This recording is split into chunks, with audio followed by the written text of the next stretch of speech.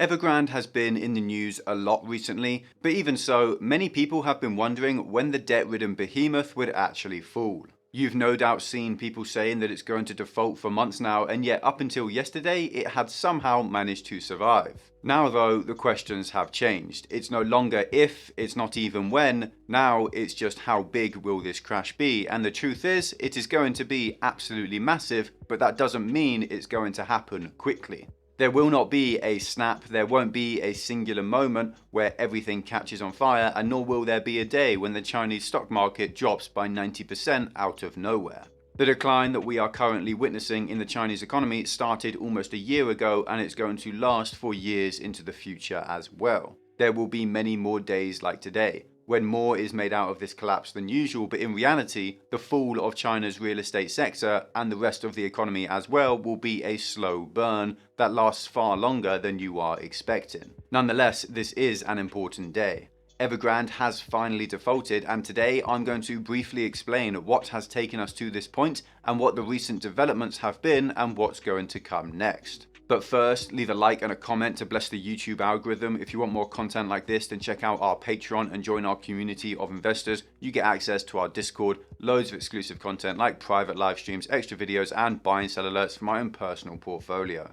So for anyone who isn't 100% clued up on the situation that Evergrande and China as a whole has found itself in, don't worry, I'm going to explain briefly what's going on now. Now this is going to be a little bit short, and I'm afraid I'm going to have to skip out a lot of context. So if you want more background, I'm going to link to some videos in the description that give a lot more information. Now the gist of the problem here is that China is right in the middle of the world's largest property bubble, and that bubble has already started to pop. The property market in China has been inflating for decades at a rate that you wouldn't believe. It is the largest asset class in the world, currently sitting at around $70 trillion, or more than the US housing market, the European housing market, and the Japanese housing market combined. Now this growth has been fueled by speculative investing by Chinese citizens, and the government and property developers working in tandem to build as many apartments as possible with nearly no regard as to whether or not there is any real demand from people wanting to live in these apartments. As a result, there are literal ghost cities in China, where millions of apartments lie empty without water, electricity, elevators, or even staircases purely because no one lives there.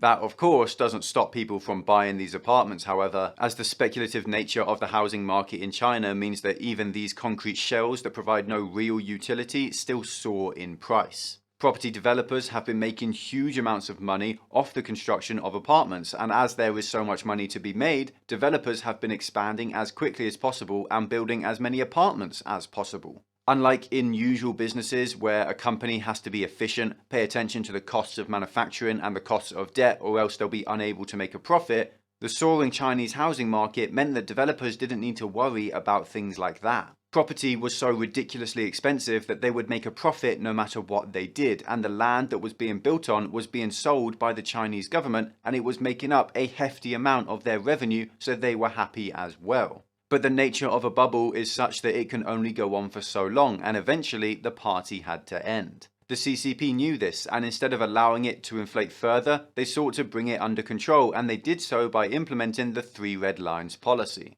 The details here aren't too important, but basically this put restrictions on the amount of debt a company could hold, and the important part is that it meant most property developers weren't able to take out any new debt. Now usually that wouldn't be too much of a problem, except the new apartments that were being built were being financed by debt, and the future ones were to be financed with debt as well, and all of a sudden property developers all over the country weren't able to finish their projects. Their debt obligations were supposed to be paid off by simply taking out new loans, but that was no longer an option, which meant the piper had to be paid, but there were no way for the developers to cough up. They simply didn't have the cash or the assets or the ability to generate enough cash to pay their obligations, and suddenly the collapse of tens or maybe even hundreds of developers simply became a matter of time. Of course, Evergrande is the big name here, but really it's just a symptom of the problem. It's probably the biggest symptom, but it's certainly not the only one. And once Evergrande started to miss their repayments, the floodgates opened and company after company started to follow their lead. China South City Holdings, Guangzhou RNF, Kaiser, Fantasia, Raisun, Sunac, Yuzhou, Cynic, all property developers in the exact same position as Evergrande.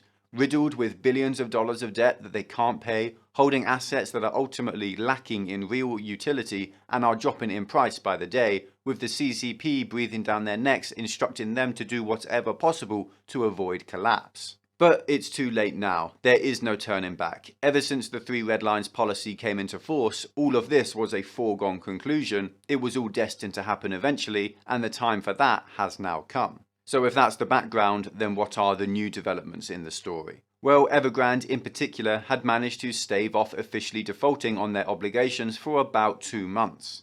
They sold company jets, smaller parts of the business. Basically, they sold everything they could come up with in order to keep themselves afloat. But of course, those assets eventually ran out when on Monday, Evergrande failed to make repayments on a dollar bond that were due. And to make matters even worse, they didn't even tell anyone. They literally just turned off their phones and started ignoring their calls. Suddenly, $20 billion worth of debt, bonds, financial assets held by companies like BlackRock and HSBC became close to worthless, and the other $20 billion worth of debt that Evergrande holds took a major hit as well. At the same time, another major player in the Chinese property sector, Kaiser Group, was downgraded by Fitch Ratings agency after they failed to repay a $400 million bond on Tuesday. Together, that means that about $30 billion of debt was just written off. Again, this isn't going to stop here. This problem isn't going to disappear, it's only going to get worse as more developers join Evergrande in this situation and more liabilities go unpaid.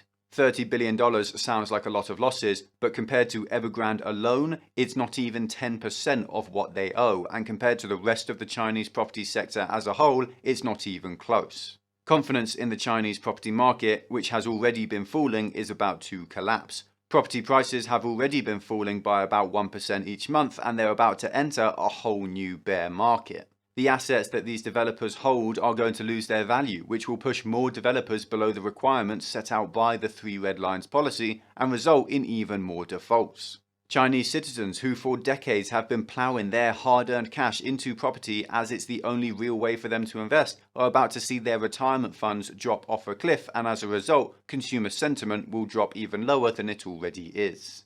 People will stop spending their money, they will save instead, as the risk of losing their jobs or being forced to take pay cuts will increase, and the Chinese economy, which is consumption driven just like the West, will grind to a halt. So what are we likely to see happen next? Well, the gist of it is as I just said, but the details, the intricacies will be determined by the way the CCP reacts, and that's a much harder thing to predict.